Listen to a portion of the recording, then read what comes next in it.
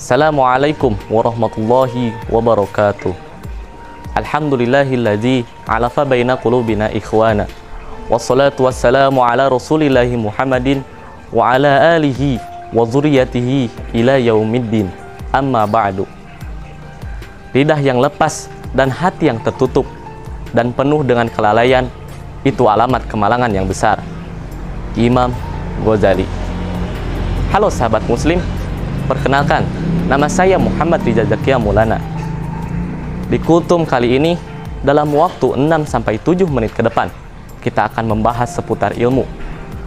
Pasti kalian sudah bosan mendengar hal ini, karena sangat umum di telinga kita seputar ilmu ini. Tapi sahabat muslim, jangan kalian sepelekan mengenai ilmu ini, karena hakikatnya kita berbicara saja harus dengan ilmu. Baik sahabat muslim, tak bisa dipungkiri kita tidak bisa hidup tanpa ilmu. Oleh sebab itu, Islam memerintahkan kepada kita untuk menuntut ilmu, baik ilmu ukhrawi maupun duniawi. Tidak ada alasan bagi kita untuk tidak mencari ilmu. Sebagaimana sabda Rasulullah SAW, "Thalabul ilmi faridatu ala kulli muslimin wa muslimah", yang artinya mencari ilmu itu wajib bagi orang Islam, baik laki-laki maupun perempuan.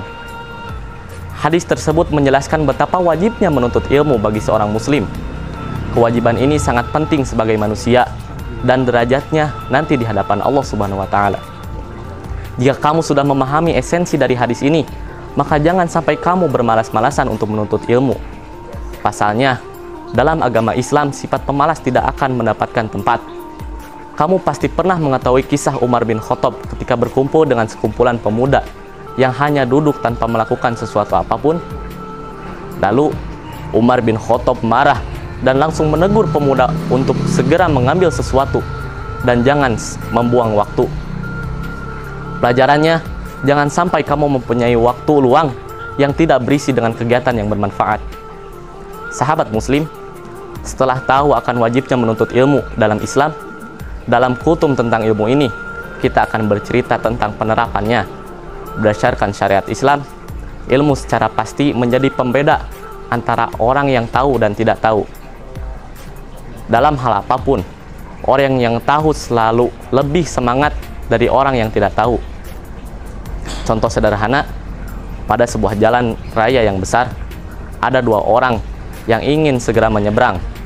Yang satu menyeberang dengan menggunakan jembatan penyeberangan, yang satu lagi nekat melewati jalan tengah untuk menyeberang. Dipastikan mana yang lebih beresiko menjadi kecelakaan. Penyebab orang yang menyeberang tersebut tidak melewati jembatan dipastikan karena ia tidak tahu kegunaannya. Ini terjadi banyak di sekitar lingkungan kita. Bahkan kecelakaan tersebut terjadi dekat dengan jembatan penyeberangan.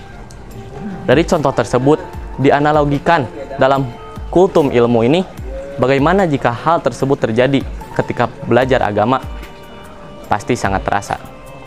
Sahabat muslim, dalam beberapa hadis Rasulullah memberitahu akan keutamaan orang yang ahli ilmu melebihi ahli yang beribadah.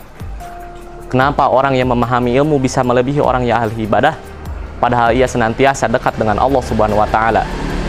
Ini dikarenakan ilmu melakukan sesuatu atas dari dasar ilmu, sementara ahli ibadah hanya fokus kepada ibadah tanpa mengetahui manfaat atau kegunaannya. Sehingga orang yang berilmu lebih kuat secara pijakan dan pengetahuan, berbeda dengan ahli ibadah yang hanya sekadar beribadah. Diriwayatkan juga bahwa setan lebih mudah menjerumuskan ahli ibadah dalam kesesatan dibandingkan ahli ilmu. Pada kesempatan kultum singkat tentang ilmu ini, pemahaman ini seakan menjadi pelajaran agar tidak mudah puas dengan ilmu yang telah diperoleh. Dilansir dari Ibnu Majah, sebuah hadis Rasul yang artinya bahwa sesungguhnya engkau pergi untuk mempelajari suatu ayat dari kitab Allah adalah lebih baik daripada engkau yang melakukan sholat 100 rakaat. Berdasarkan hadis tersebut, bahwa ilmu lebih penting daripada ibadah tanpa ilmu.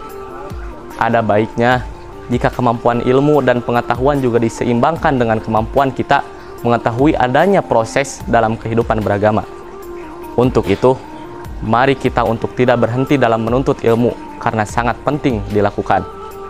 Mungkin cukup sekian untuk kultum kali ini. Semoga apa yang disampaikan tadi menjadi sesuatu yang berguna untuk kehidupan kita. Dan semoga kita termasuk orang yang berilmu. Amin ya Allah ya Rabbal Alamin. Billahi taufiq wal hidayah.